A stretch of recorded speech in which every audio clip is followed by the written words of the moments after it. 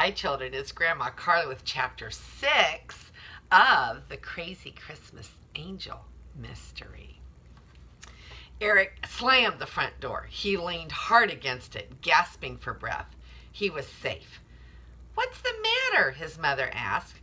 Eric tossed his jacket onto the hook of the closet. His chest moved up and down. He could hardly talk. "Eric, are you all right?" she said. She waved his hands in front of his face. "It's Mr. Whiskers. He's out there in the cold somewhere." "That poor little thing." Eric nodded. "I was trying to catch him and take him home." It was only half of the truth. "Well, I think you'd better bundle up and try again." She pulled his coat down off the hook and held it up. Eric didn't say a word. He was too scared. Too scared to go back out there and look for Mr. Whiskers. Closing the door behind him, Eric stayed on his front porch. It felt safer there. He looked at Mr. Tressler's house. The porch light was still on, but Mr. Whiskers was nowhere to be seen.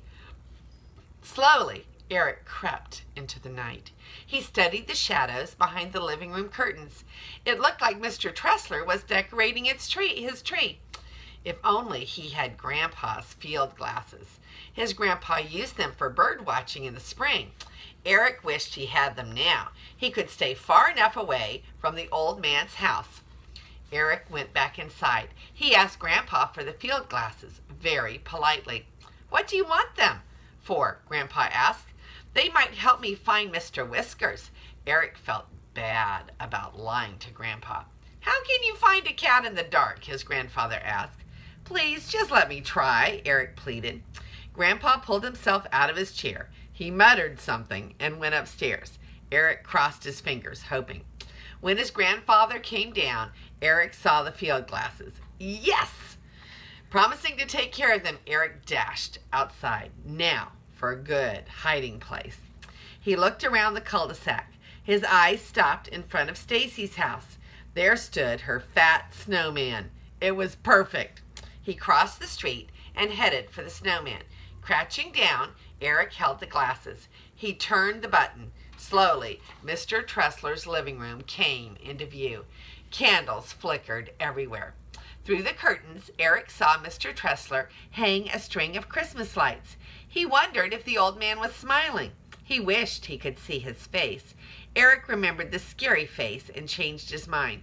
Mr. Tressler hung up some round ornaments, and last, the Christmas angel.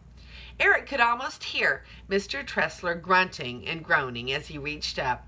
Just like Grandpa, the angel came to rest at the top. The old man stepped back for a long look. Then, the most shocking thing happened.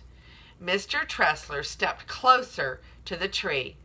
He reached up to touch the angel, and it began to fly. Around and around the room it glided. Eric felt glued to the spot behind the snowman.